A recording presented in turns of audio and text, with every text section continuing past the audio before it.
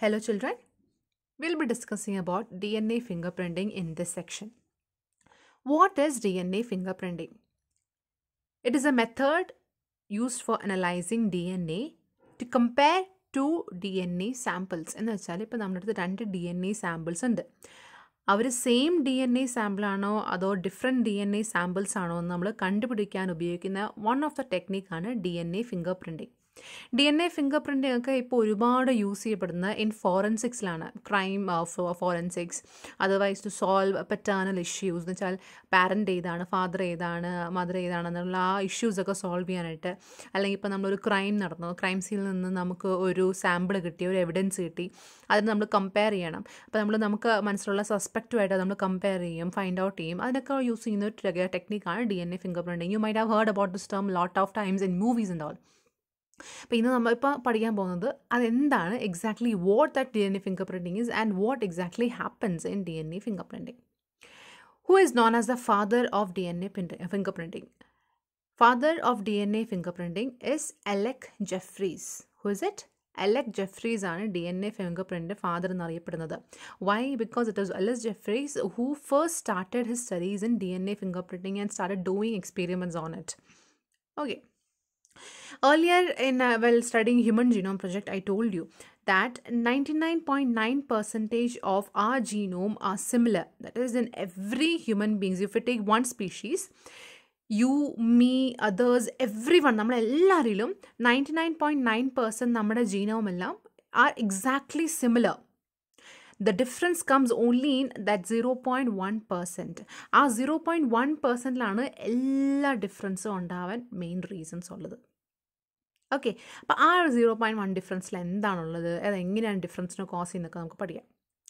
Before that നമ്മൾ ഒരു genome എടുക്കുകയാണ്. We are taking one DNA from one human being and it is being underwent density gradient centrifugation. Density gradient centrifugation എന്ന് പറയുമ്പം density അനുസരിച്ചിട്ട് സെൻട്രിഫിക്കേഷൻ എന്ന് പറയുമ്പോൾ റൊട്ടേഷൻ പെർ മിനിറ്റ് ആണ്. ഒരു certain number of rotation per minute കഴിയുമ്പോൾ നല്ലോണം നമുക്ക് കൈ കൊണ്ട് അജിറ്റേറ്റ് ചെയ്യുന്നതിന് പകരം we are using a machine for centrifugation. So after centrifugation whatever item was there in the test tube they will separate out based on their density. അതിനാണ് density gradient centrifugation എന്ന് പറയുന്നത്. അപ്പോൾ density gradient സെൻട്രിഫിക്കേഷൻ ചെയ്ത് കഴിയുമ്പം അതിനകത്ത് നമുക്ക് കിട്ടുന്ന different layers ആയാലും ഡിഫറെൻറ്റ് ഡെൻസിറ്റീൻ്റെ ബേസിസിലായാലും രണ്ട് പീക്ക് കാണാൻ പറ്റും. One is a very high peak and another one is a low peak. High peak represents the bulk DNA and small peak represents something called as satellite DNA. Okay, satellite DNA. ഇതിന് satellite എന്ന് പറയാൻ കാരണം എന്താണെന്ന് വെച്ചാൽ, ഇപ്പോൾ ഒരു density gradient centrifugation കഴിഞ്ഞ് കഴിയുമ്പോൾ if suppose this is my test ട്യൂബിൻ്റെ മുകളിലായിട്ട് ഒരു തിക്ക് ലെയർ ആയിട്ടായിരിക്കും ഈ DNA കിടക്കുന്നത്. ഓക്കെ, തിക്ക് ലെയർ ആയിട്ട്, ആ മുകളിലായിട്ട് തിക്ക് ലെയർ ആയിട്ട് കിടക്കുന്നതുകൊണ്ടാണ് ഇതിന് സാറ്റലൈറ്റ് DNA എന്ന് പേര് വന്നത്. Now this satellite DNA is nothing but repetitive sequences. നമ്മുടെ ഒരു ഓർഗാനിസമിൻ്റെ DNA എടുത്തു കഴിഞ്ഞാൽ we learn that around 25-30,000 genes ഉണ്ട്. അത്രയും ജീൻസ് ഉണ്ട്. What happens to the remaining portion? The entire remaining portion is filled by repetitive sequences. They are filled with repetitive sequences. Okay, അപ്പോൾ നമ്മുടെ ജീനോമിലുള്ള എല്ലാ റിപ്പറ്റേറ്റീവ് സീക്വൻസ് ടുഗെദർ നമ്മൾ വിളിക്കുന്ന പേരാണ് satellite DNA. Now this satellite DNA അല്ലെങ്കിൽ repetitive sequence are of different types based upon what base composition is present in them. എന്ന് വെച്ചാൽ അവർ AT റിച്ച് ആണോ GC റിച്ച് ആണോ. ഫോർ എക്സാമ്പിൾ എന്ന് വെച്ചാൽ A and T, adenine and thymine ആണോ അതിനകത്ത് കൂടുതൽ, അല്ലെങ്കിൽ ഗ്വാനൈൻ ആൻഡ് സൈറ്റോസിൻ ആണോ അതിനകത്ത് കൂടുതൽ. അതനുസരിച്ചും ഡിഫറെൻറ്റ് ടൈപ്സ് ഉണ്ട്. അല്ലെങ്കിൽ നമ്പർ ഓഫ് റിപ്പീറ്റ്സ് എന്ന് പറയുമ്പം സപ്പോസ് റെപ്പറ്റേറ്റീവ് സീക്വൻസ് ഞാൻ ഉദ്ദേശിച്ചത് ഞാൻ ഇന്നലെ പറഞ്ഞ പോലെ തന്നെ, 1 second, ATGC ഇതൊരു sequence and it is being repeated. ATGC ഇങ്ങനെ പല തവണയായിട്ട് അത് റിപ്പീറ്റ് ചെയ്യും. ഓക്കെ, ഒന്നിന് ശേഷം ഒന്ന് ഇങ്ങനെ ഈ ഓരോന്ന് പറയാനായിട്ട് ഈ വരുന്ന ആ ഒരു രീതിയെ വിളിക്കുന്ന പേരാണ് ടാൻഡം റിപ്പീറ്റ്സ്. ഓക്കെ, ഒന്നിന് ശേഷമായിട്ട് വരുന്നതിനാണ് ടാൻഡം റിപ്പീറ്റ്സ് എന്ന് പറയുന്നത്. Okay, so what I'm saying here is different types of satellite DNA are there based first it can be either based on AT rich ആണോ അല്ലെങ്കിൽ GC rich ആണോ. അല്ലെങ്കിൽ number of repeats എന്ന് വെച്ചാൽ ATGC എത്ര എണ്ണം ഉണ്ട്. ഇതിപ്പം ചിലപ്പോൾ ഒരു ക്രോമോസോമിനകത്ത് ചിലപ്പോൾ 3 എണ്ണമായിരിക്കും, അടുത്ത ക്രോമോസോമിനകത്ത് ചിലപ്പം 17 എണ്ണമായിരിക്കും. അങ്ങനെ different number of repeats will be there. ഈ റിപ്പീറ്റിൻ്റെ നമ്പർ അങ്ങോട്ടും ഇങ്ങോട്ടും കുറയോ കൂടുകയൊക്കെ ചെയ്യാം. ഇപ്പം നിങ്ങളുടെ ബോഡിക്കകത്ത് ക്രോമോസോം നമ്പർ 3-കകത്ത് നിങ്ങളുടെ ഈ ഒരു particular sequence, repetitive sequence, it may be present 15 number of times. In my body, it will be present 209 number of times. It depends, varies from person to person. Okay, satellite DNA എന്ന് പറയുമ്പം it is a very unique DNA. യുണീക്കാണ് satellite എന്ന് പറയുമ്പോൾ. ആ DNA it is very unique. Unique എന്ന് പറയാൻ കാരണം എന്താണ്? It is in this satellite DNA all the difference comes.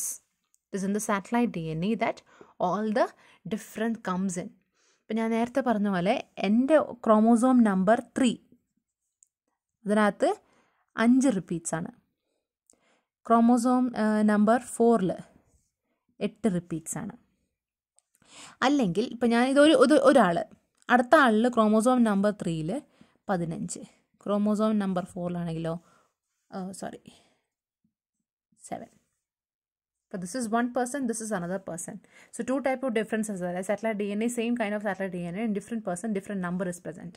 Okay, അപ്പോൾ അങ്ങനെ satellite DNA based on all these factors are of different types. The 2 types we'll be studying is mini satellite and micro satellite. Mini satellite എന്ന് പറയുമ്പം അവരുടെ DNA അല്ലെങ്കിൽ repetitive sequences will be around 10 to 60 base pairs. 10 to 60 base pairs ഉണ്ടാവും mini സാറ്റലൈറ്റിൽ. Whereas in case of micro satellite അത് വെറും 1 to 6 base pair ആയിരിക്കും. Base pair എന്ന് പറയുന്നത് നമ്മുടെ സീക്വൻസ്, ഈ സീക്വൻസോ 4 ബേസ് പെയർ ഉള്ള സീക്വൻസ് ആണ്. അതുപോലെ മിനി സാറ്റലൈറ്റ്സിൽ അവരുടെ റെപ്പറ്റീവ് സീക്വൻസ്, ആ ഒരു sequence will itself B 10 to 16 base pairs. ഇവിടെയോ മൈക്രോ സാറ്റലൈറ്റിലോ 1 to 6 ബേസ് പെയർസ് ഉണ്ടാവാം. Another difference between mini satellite and micro satellite is ഇവരുടെ repeat, the number of times this sequence repeats can be 5 to 50 times. ഇവിടെയാണെങ്കിലോ only 5 to 10 times. Less number of times, more number of times repeat ആവും. അങ്ങനെ ആ ബേസിസിൽ we have mini satellite and micro satellite. പിന്നെ നമ്മൾ ഇതിവിടെ പറഞ്ഞ പോലെ ATGC നോക്കുകയാണെങ്കിൽ mini satellites are more of GC. Okay, they are GC rich. So we have mini satellite, micro satellite. അപ്പോൾ മിനി സാറ്റലൈറ്റിൻ്റെ ഒരു എക്സാമ്പിളാണ് VNTR ആൻഡ് മൈക്രോ സാറ്റലൈറ്റിൻ്റെ എക്സാമ്പിളാണ് STR. So what is the full form of VNTR? VNTR is nothing but variable number tandem repeats. And STRൻ്റെ full form എന്ന് പറയുമ്പം short tandem repeats. Okay, so variable number of tandem repeats and short tandem repeats. നമ്മുടെ entire process of DNA fingerprinting is based upon these satellite DNA, or you can either say VNTR or STR. Okay, നമ്മുടെ ആ ഇതിലെ ബേസിസിലാണ് എല്ലാം നിൽക്കുന്നത്. ഇവിടെ നിങ്ങൾ മനസ്സിലാക്കേണ്ട ഒരു കാര്യമുണ്ട് about satellite DNA, or you can simply say about VNTR and STR. They are polymorphic. They are polymorphic. Or you can say that they show high degree of DNA polymorphism. എന്താണ് DNA polymorphism എന്ന് പറയുമ്പോൾ ഉദ്ദേശിക്കുന്നത്? Let us see. DNA polymorphism എന്ന് പറഞ്ഞാൽ ഒരു ചെറിയ segment of DNA അതിൻ്റെ പല വേരിയൻസ് ഉണ്ടാവും, എന്ന് വെച്ചാൽ പല വെറൈറ്റീസ് ഉണ്ടാവും. ഇപ്പം ATGC ഒരു ബേസിക് ആയിട്ടുള്ള ഒരു സീക്വൻസ് ആയി എടുത്തോ. Okay, just consider this as a very basic. Now, as evolution took place, as parents gave rise to their children, they gave rise to their children, and അങ്ങനെ generation after generation ഒക്കെ പോയിക്കൊണ്ടിരുന്നപ്പോഴത്തേക്കും what happened is, in these sequences, small mutations started occurring. Mutation എന്ന് പറയുമ്പം ചെറിയ ചെറിയ changes started appearing. അങ്ങനെ changes നടക്കുമ്പം may be one person may be having ATCC as their sequence. Another person may be having AAGC as their sequence. Another person may be having AAGG, or another person may be having AACT. അങ്ങനെ പല variants are present, different types, variation are possible. ഇപ്പോൾ നിങ്ങളൊരു ഹ്യൂമൻസിൻ്റെ കേസിൽ എടുത്തു കഴിഞ്ഞാൽ ഇപ്പോൾ നിങ്ങളുടെ body തന്നെ എടുത്തു കഴിഞ്ഞാൽ നോക്കാം, നിങ്ങളുടെ ബോഡിയിലുള്ള എല്ലാ സെൽസിലുമുള്ള ക്രോമോസോംസ് എക്സാക്ട്ലി സെയിം ആയിരിക്കും. And even the satellite DNA will be exactly similar to each other. പക്ഷെ അതിനകത്ത് ഒരു സെൽ എടുത്തു കഴിഞ്ഞാൽ, we are just focusing on one cell, അതിനകത്ത് 46 ക്രോമോസോംസ് അതെ. ഈ 46 ക്രോമോസോമിലും ഡിഫറെൻ്റ് ആയിരിക്കും satellite DNA. Different satellite DNA എന്ന് ഞാൻ പറയുമ്പോൾ ഉദ്ദേശിക്കുന്നത്, ഇപ്പം നിങ്ങളുടെ ബോഡിക്കകത്ത് ഓരോ ക്രോമോസോം നമ്പർ 1 എടുത്തു കഴിഞ്ഞാൽ ATGC ആയിരിക്കാം. ക്രോമോസോം 2ൽ ATGC ആയിരിക്കാം. പക്ഷേ ഇവിടെ it may be 3 times repeated. ഇവിടെ it can be repeated 5 times. 3 എടുത്തു കഴിഞ്ഞാൽ ATTC and this can be repeated 15 times. അങ്ങനെ നിങ്ങളുടെ ഓരോ ക്രോമോസോമിലും ഉള്ള സാറ്റലൈറ്റ് DNAൻ്റെ നമ്പർ വ്യത്യാസമായിരിക്കും. അപ്പം നമ്പർ ഒരുപാട്, ഇപ്പം just take for example ATGC തന്നെ എന്ന് വിചാരിച്ചോ. എല്ലാത്തിനും നിങ്ങളുടെ ബോഡിക്കകത്തുള്ള എല്ലാ ക്രോമോസോമിലും ഉള്ള സാറ്റലൈറ്റ് DNAൻ്റെ സീക്വൻസ് ATGC ആണെന്ന് വിചാരിക്കാം. ഓക്കെ, ATGC ആണ്. 1ൽ 3 times, 2ൽ 5 times റിപ്പീറ്റ്, 3ൽ 15 times റിപ്പീറ്റ്, 4ലാണെങ്കിലോ 20 times, 5ലാണെങ്കിലോ 50 times. അങ്ങനെ പല ക്രോമോസോമിലും it will be having different number copy numbers, different copy number. ഈ different copy number is also a kind of polymorphism. Different kind of polymorphism. Poly means many, morphism എന്ന് പറയുമ്പം ഒരേ DNA സെഗ്മെൻറ്റിൻ്റെ പല type, പല രീതിയിൽ. പല ടൈപ്പ് എന്ന് പറയുമ്പം ഈ ഒറ്റ സിംഗിൾ ന്യൂക്ലിയോടൈഡിലുള്ള ചേഞ്ചസ് മാത്രമായിരിക്കണം നിർബന്ധമില്ല. ഈ ഡിഫറൻസ് ഈ ഒറ്റ സിംഗിൾ ന്യൂക്ലിയോടൈഡിലുള്ള ചേഞ്ചസ് മാത്രമായിരിക്കുന്നില്ല. പോളിമോർഫിസം എന്ന് പറയുമ്പം it can also be related to the number of copies of each repetitive sequence. ഓരോന്നിൻ്റെയും എത്ര നമ്പർ ഉണ്ട്, ഏതൊക്കെ ക്രോമോസോമിൽ എത്ര നമ്പർ ഉണ്ട്, അതും നമുക്ക് പോളിമോർഫിസമായിട്ട് കൺസിഡർ ചെയ്യാം. ഓക്കെ, അപ്പം ഈ ഒരു സീക്വൻസ് എന്ന് പറയുമ്പം ഈ ഒരു നമ്മുടെ പർട്ടിക്കുലർ പോളിമോർഫിസം അല്ലെങ്കിൽ സാറ്റലൈറ്റ് DNA റെപ്പിറ്റേറ്റീവ് സീക്വൻസിൻ്റെ പോളിമോർഫിസം ഒരു ഓർഗാനിസത്തിലുള്ള പോലെ അടുത്ത ഓർഗാനിസം വെച്ചാൽ ഇപ്പം എൻ്റെയിൽ ഈ ഒരു രീതിയിലാണെന്ന് വിചാരിച്ചോ. In my body it is in this manner. വേറൊരാളുടെ ബോഡിയിലും ഇതേ രീതിയിൽ കണ്ടുപിടിക്കാൻ പറ്റില്ല. ദിസ് പോളിമോർഫിസം അല്ലെങ്കിൽ this satellite DNA and everything is unique only to my body. And every person's satellite DNA are unique to themselves. അതുകൊണ്ട് അതുപോലത്തെ തന്നെ വേറെ ഒരു ആളിലും കണ്ടെത്താൻ പറ്റില്ല. അതുകൊണ്ടാണ് നമ്മൾ ഫിംഗർ പ്രിൻ്റ് എന്ന് പറയുന്നത്. ഫിംഗർ പ്രിൻ്റ് നമ്മുടെ ഫിംഗർ പ്രിൻ്റ് പോലത്തെ നമുക്ക് നമ്മുടെ വീട്ടിൽ നിങ്ങൾ കൈവര പോലെ നിങ്ങളുടെ കയ്യിലുള്ള ഫിംഗർ പ്രിൻ്റ് പോലെ വേറൊരാളുടെ കയ്യിൽ നിങ്ങൾക്ക് കാണാൻ പറ്റില്ല. അതേ സെയിം തിങ് ആണ് നിങ്ങളുടെ സാറ്റലൈറ്റ് DNA, നിങ്ങളുടെ സാറ്റലൈറ്റ് സീക്വൻസസ്, അതിൻ്റെ നമ്പർ ഓഫ് റിപ്പീറ്റ്സ് എത്ര, ഓരോ ക്രോമോസോം അതിൻ്റെ നമ്പർ ഓഫ് റിപ്പീറ്റ്സ് ഒരാളിലും നിങ്ങൾക്കിത് പിന്നെയും കാണാൻ പറ്റില്ല. അതുകൊണ്ടാണ് പോളിമോർഫിസം എന്ന് പറയുന്നത്. Different types, different varieties, different people. ആ ഒരു 0.1 ഡിഫറൻസ് ഇല്ലേ, അതൊക്കെ വരുന്നത് ഈ സാറ്റലൈറ്റ് DNAയിൽ നിന്നാണ്. അതുകൊണ്ടാണ് നമ്മളെല്ലാവരും ഇത്രയും ഡിഫറെൻറ്റ് ഫ്രം വൺ ഉണ്ട്. ഇപ്പോൾ നിങ്ങളൊരു കാര്യം മനസ്സിലാക്കണം. ഇപ്പോൾ ക്രോമോസോം 1, 2, 3, 4, 5 ഈ രീതിയിലാണ് ഞാൻ പറഞ്ഞു. ഇതൊരു സെല്ലില്ല, നിങ്ങളുടെ ബോഡിയിലുള്ള എല്ലാ സെല്ലും they all show the same degree of polymorphism. ഇതേപോലെ തന്നെയായിരിക്കും നിങ്ങളുടെ ബോഡിയിലുള്ള ബാക്കി എല്ലാ സെല്ലും. ഏത് സെല്ലെടുത്താലും, നഖത്തിൻ്റെ സെല്ലെടുത്താലും, മുടിയെടുത്താലും, പല്ലെടുത്താലും, നിങ്ങളുടെ സ്കിൻ എടുത്താലും, നിങ്ങളുടെ ലിവർ എടുത്താലും, ഹാർട്ട് ഏതെടുത്താലും the same degree of polymorphism will be seen everywhere. But it will not be seen in another person's body. ആ എക്സാക്ട് രീതിയിൽ വേറൊരു പേഴ്സൻ്റെ ബോഡിയിൽ കാണാൻ പറ്റില്ല. Okay, now let us see what happens in DNA fingerprinting, the procedure in DNA fingerprinting. These are the different steps in normal DNA fingerprinting. Okay, first step, isolation. Isolation എന്ന് ഉദ്ദേശിക്കുന്നത് isolation of DNA ആണ്. Isolation of DNA എന്ന് വെച്ചാൽ സെല്ലിൻ്റെ ഉള്ളിനകത്ത് DNAനെ separate ചെയ്യണം. DNAനെ മാത്രമായിട്ട് separate ചെയ്യണം. ആ സെപ്പറേറ്റ് ചെയ്ത DNAനെ have to be made into fragments. They have to be made into fragments with the help of an enzyme, restriction endonuclease. Restriction endonuclease എന്നൊരു enzyme ഉപയോഗിച്ചിട്ട് the long stretch of DNA is cut. Okay, short small big fragments ആയിട്ട് അവരെ cut ചെയ്യണം. അതാണ് second step. Okay, ഇനി third step എന്ന് പറഞ്ഞാൽ these fragments have to be separated. They have to be separated based on their density. Short fragment ആണോ long fragment ആണോ അതിൻ്റെ ഓരോന്നിൻ്റെ വെയിറ്റ്, ലോങ് ഷോർട്ട് എന്ന് പറയുമ്പം അതിൻ്റെ മോളിക്കുലർ വെയിറ്റ് ഡിഫറെൻ്റ് ആയിരിക്കും. അപ്പോൾ based on the molecular weight these fragments have to be separated. അങ്ങനെ സെപ്പറേഷന് വേണ്ടി ഉപയോഗിക്കുന്ന ഒരു മീഡിയമാണ് ഒരു പ്രോസസ്സ്. ആ ഒരു പ്രോസസ്സിൻ്റെ പറയുന്ന പേരാണ് ജെൽ ഇലക്ട്രോഫോറസിസ്. ജെൽ ഇലക്ട്രോഫോറസിസ് എന്നുള്ള പ്രോസസ്സ് ഉപയോഗിച്ചിട്ട് we are separating the different fragments produce by restriction endonuclease. അപ്പോൾ അങ്ങനെ ജെൽ ഇലക്ട്രോഫോറസിസ് ചെയ്ത് കഴിയുമ്പം we are doing this in a medium. ഈ മീഡിയത്തിന് വിളിക്കുന്ന പേരാണ് അഗാറോസ് ജെൽ. ഈ ഇലക്ട്രോഫോറസിസും അഗാറോസ് ജെല്ലിനെ പറ്റി നിങ്ങൾ നെക്സ്റ്റ് ചാപ്റ്ററിൽ കുറച്ചും കൂടി ഡീറ്റെയിൽ ആയിട്ട് പഠിക്കും. For now you just know each step and what are the factors helping in it. Isolation നമ്മൾ നമ്മുടെ DNA ഐസൊലേറ്റ് ചെയ്തു. Fragment using the enzyme restriction endonuclease എന്ന് പറഞ്ഞ എൻസൈമിനെ we are cutting the long DNA into short and long fragments.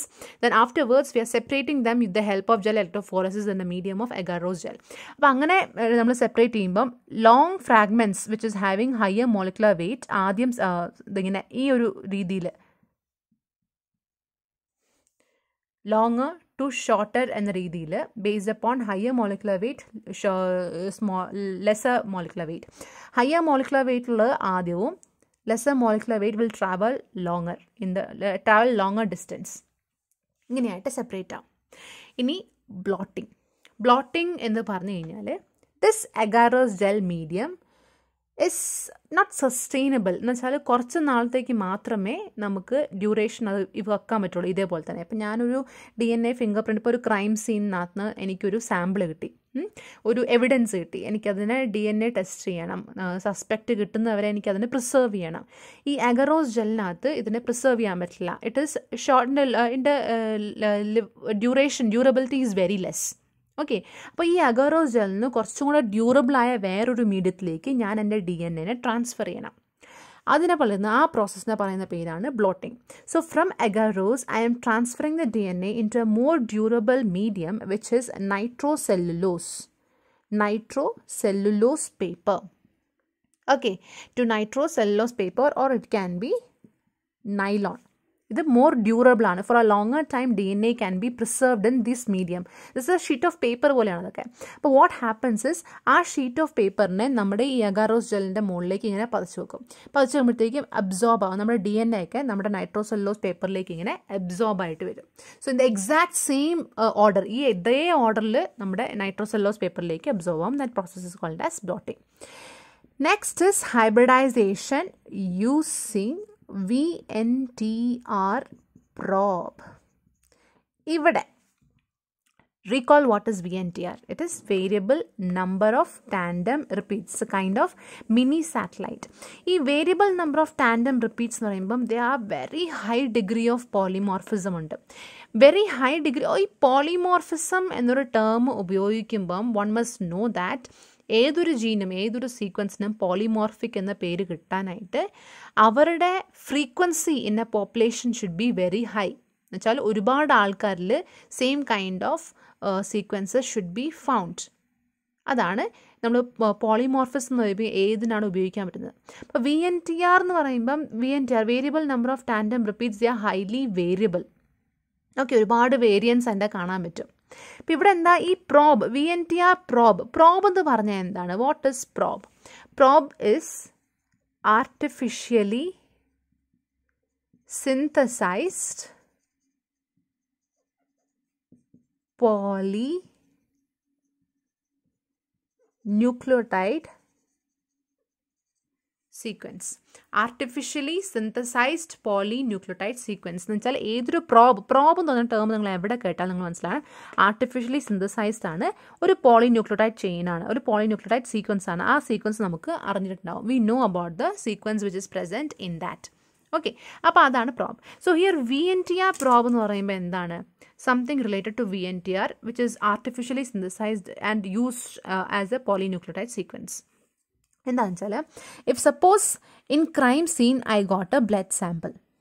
ആ blood സാമ്പിളിനെ ഞാൻ analyse ചെയ്ത് കഴിഞ്ഞിട്ട് I found out the repetitive sequences which is present in that particular blood sample. Okay, repetitive sequence. ആ repetitive sequence കണ്ടുപിടിച്ച് കഴിഞ്ഞാൽ it is nothing but VNTR കണ്ടുപിടിച്ചു എന്നല്ലേ, അതിൻ്റെ variable number of tandem repeats ഞാൻ കണ്ടുപിടിച്ചു. ഈ വേരിയബിൾ നമ്പർ ഓഫ് ടാൻഡം റിപ്പീറ്റിൻ്റെ ഒരു കോംപ്ലിമെൻ്ററി ചെയിൻ ഉണ്ടാക്കും ഞാനിനി. Artificially a complementary chain is being made. Okay, ഇപ്പം ATGC ആണ് എൻ്റെ VNTR, many times as number of times എത്രയാണെന്ന് വെച്ചാൽ അത്രയും. ATGC ആണ് എൻ്റെ സീക്വൻസ്. അപ്പോൾ I am making a complementary VNTR chain. അത് എന്തായിരിക്കും? TACG. Okay, so I made a chain which is complementary to the VNTR present in the sample given. ഇനി ഇതിനെ I am tagging it with a radioactive substance.